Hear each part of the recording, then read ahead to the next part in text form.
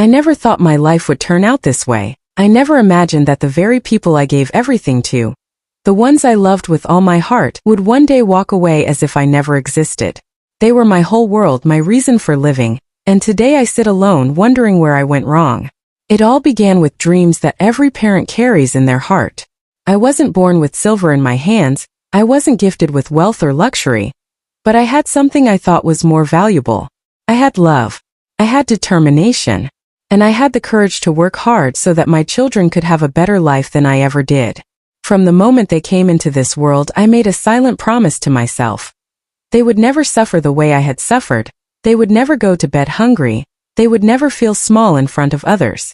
I would carry every burden, fight every storm, sacrifice every dream if it meant seeing them smile. I still remember those nights when the entire house was asleep and I was awake, stitching clothes under a dim yellow bulb, my fingers bleeding, my back aching, but my heart hopeful. Every extra shirt I sewed, every tear in my hands, every sleepless night was another step toward giving them a chance at happiness. I never bought myself new clothes, never tasted the sweetness of luxury, never once thought of my own comfort. If I ever had an extra coin in my hand, it always went into their books, their shoes, their school fees. I used to walk for miles under the scorching sun so they could have bus fare. I starved so they could eat. And when I looked at them laughing, running, dreaming, I felt no hunger. Their joy was my nourishment. Years passed and my sacrifices only grew. When others celebrated festivals in new clothes, I wore the same faded dress year after year, but my children sparkled in bright colors. When other mothers rested in the evenings, I was still working, saving every penny for their future. There were times I sold the few pieces of jewelry I had, the last memories of my own youth, just to pay their school fees. I remember the day I sold my wedding bangles, tears streaming down my face, but I told myself it didn't matter, because my children's education was worth more than gold. And slowly, I began to see the fruits of my labor. They excelled in their studies, they started standing tall, they spoke confidently, and people began to say, "You have raised them well." My heart swelled with pride, but I never took credit. I always said, "It is their hard work," though deep down I knew it was built on my broken body and sleepless nights. Still I smiled. For a mother, seeing her children rise is the greatest reward. But life, it seems, loves to test those who give the most. As my children grew older, I noticed small changes. The little hands that once clung to me now slipped away. The warm voices that once called me every hour now grew distant. I told myself it was just a phase, that they were busy with studies, with work, with life. I convinced myself that no matter how far they drifted, they would always come back to the heart that raised them. I was wrong. The distance grew wider with each passing year. They started to see me as a burden, an old shadow they didn't want trailing behind them. I remember the first time I called and my call went unanswered. I sat there staring at the phone, telling myself they must be busy. I tried again and again. No reply. When days turned into weeks, I finally heard their voice, cold and hurried.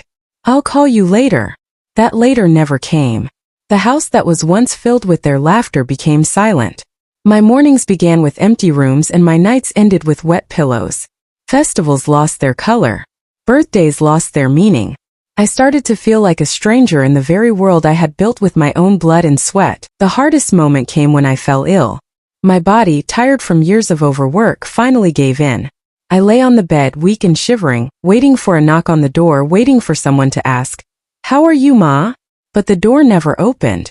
The phone never rang. The children I had sacrificed everything for didn't even know, or perhaps they didn't care. Neighbors came to check on me, strangers showed me kindness, but the ones who should have been by my side were nowhere to be found. That day I realized I wasn't abandoned just physically. I was abandoned in their hearts long ago. The pain of abandonment is worse than hunger, worse than poverty, worse than any disease. It's the kind of pain that eats you alive slowly, leaving you hollow. I asked myself 1,000 times, was I too strict?